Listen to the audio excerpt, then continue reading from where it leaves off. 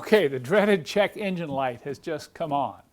And you have one of these older, pre-1996 Mercedes. It probably newer than 1990. So right in there, you got a 5-year range where this is going to apply. But you're thinking, hey, I don't know. What's wrong with, why did the check engine light come on? What's wrong? Can I fix this myself? Do I need to take it into a shop? Well, many of you who've been around these cars know there's a way to check the impulse codes. It's an analog system, not a digital system. And if you can do that, you can actually find out why the check engine light has come on. And once you know that, you may be able to fix it yourself and save hundreds of dollars, okay? So there's a couple things you're going to need. Number one, you're going to need to know if your car has an impulse code reader. And on most Mercedes, it's located right here, just forward and inboard of the battery. On the 201, 124, late 126, W140, early W129 chassis, or R129 chassis. So take a look. This is what it looks like. And it just, is a little black box with a little cover. And when you pop the cover off, you're going to see a bunch of numbers. One up, most of them are one up to number 16 with a bunch of contacts to put little banana plugs in. So now, if you have one of these cars, the check engine light just came on. Let's go through the procedure for finding out what the code is that triggered that check engine light. Since this is an impulse counter, that's its name, it obviously needs to read some impulses. So what are those impulses? They're a series of flashing lights which will show up right here. Right next to number 4, there's a little light that will flash. And the codes are read with a corresponding number of flashes. So follow me here.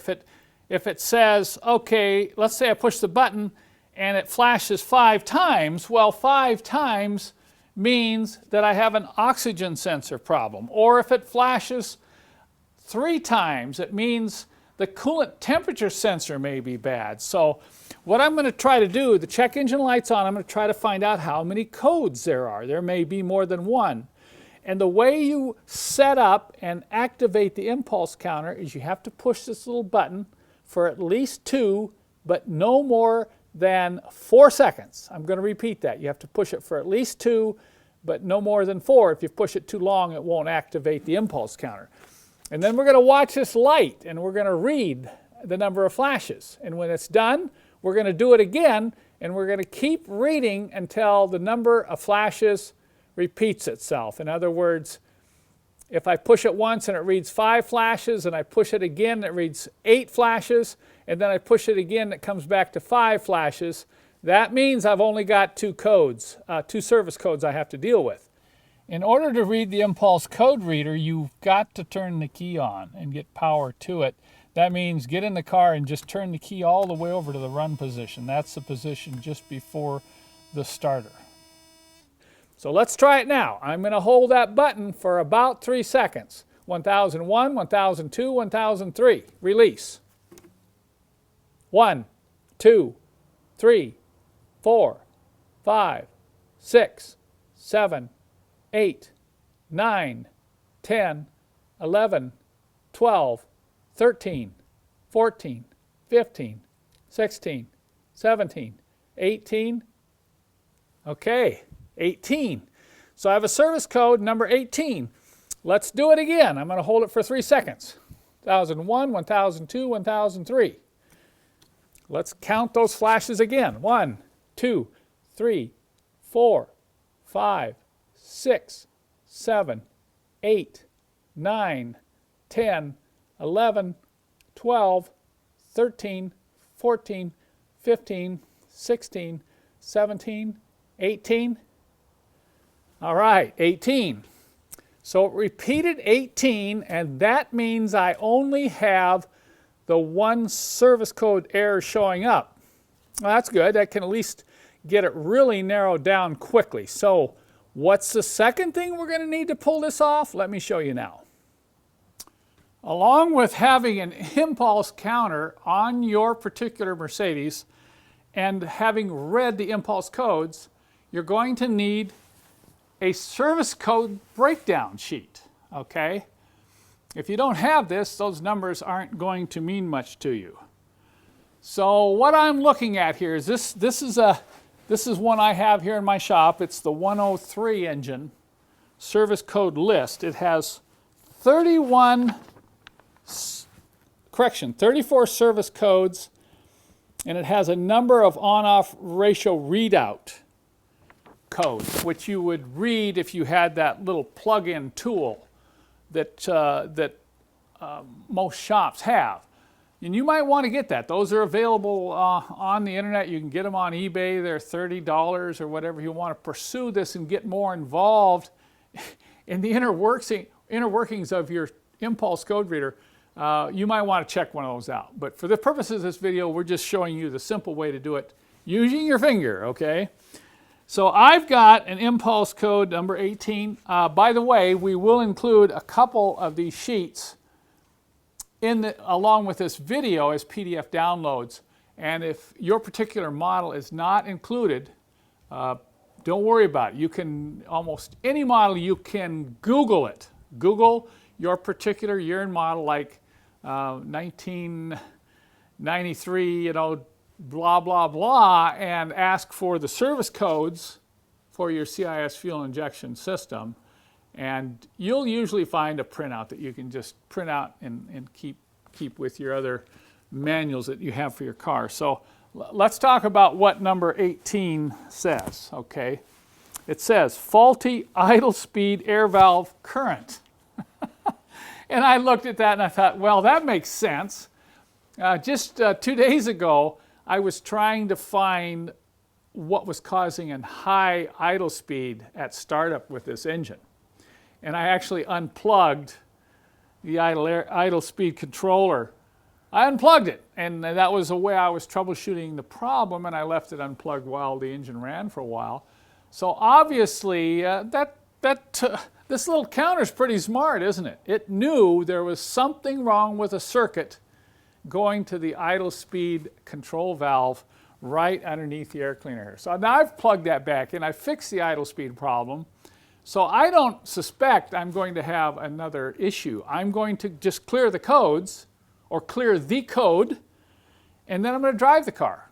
Now, if the check engine light comes back on, it may be 2 weeks, but if it comes back on, I'll have to recheck the service code, and if it comes up a number 18 again within a few weeks, then I need to look into it. So that's generally the case. You may get number 5, you may get number 8.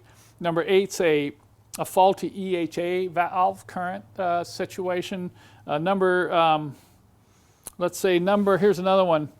Number 10 is an idle contact throttle valve switch situation. So if you find the service code and you find what it means, then go back to Google and search for faulty electro-hydraulic actuator current, EHA valve, and do a bunch of reading about that. And usually you'll come across either a forum or some technical advice somewhere where somebody's had this code, service code, pop up, and they've done such and such to fix it. Now, once again, I just want to warn you about these forums. Don't just read one forum. Don't just go by somebody's advice to go out and buy all these parts, okay? I've seen this too many times. You do your own diagnosis, and you do 2 or 3 opinions, okay, before you start investing in parts to fix your particular problem.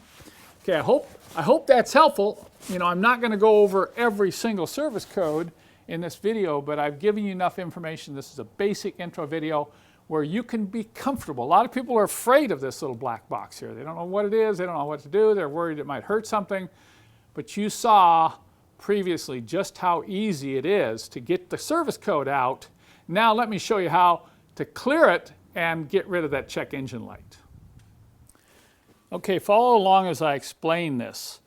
You have to read all the codes before you clear them, and you have to erase the code within 20 seconds after reading it. So, it's been, 5 minutes or more since I read the code, and so I can't clear it now. I've got to read it again. So once again, you have to clear the code within 20 seconds of reading the code, okay?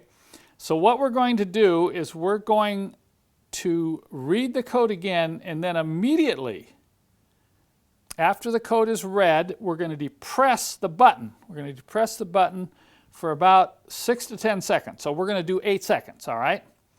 And if we have more than one code, you have to go through the process of reading the next code, and then right away, within 20 seconds after reading it, you have to depress the button again for 6 to 10 seconds. So let's see how it works on this 190E, okay?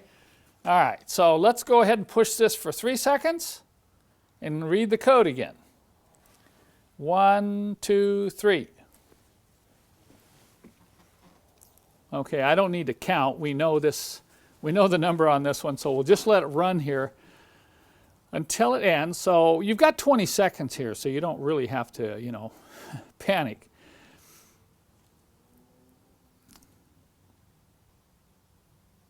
I'll just give it, a couple seconds after it finishes. I'm going to push the button. I'm going to hold it down for 8 seconds. 1001, 1002, 1003, 1004, 1005, 1006, 1007, 1008. And I'm going to release the button. Okay. Light flashed once, indicating code has been erased. Now let's just try it again and see if there's any more codes. Okay, I'm going to hold this down for 3 seconds to check for the any impulse codes. 1001, 1002, 1003. Release. One flash. You see that? One flash means that there's no code. So let's go start the car up and see if that check engine light is off. Okay, let's see what happens. We turn the key on. We've got a red check engine light showing. Now let's start the engine. Look at that. Check engine light is out. Now that was one easy repair. Probably saved you $100 at least having to take it into a shop to clear the check engine light. Once again, this check engine light is related to things that have to do with emissions, which is generally engine related. So some of the issues you can delay, but you should at least try to find out why your light comes on so you can know whether or not it's something you need to get on right away or something that you can delay. Once again, use the internet to find out what those impulse codes really mean.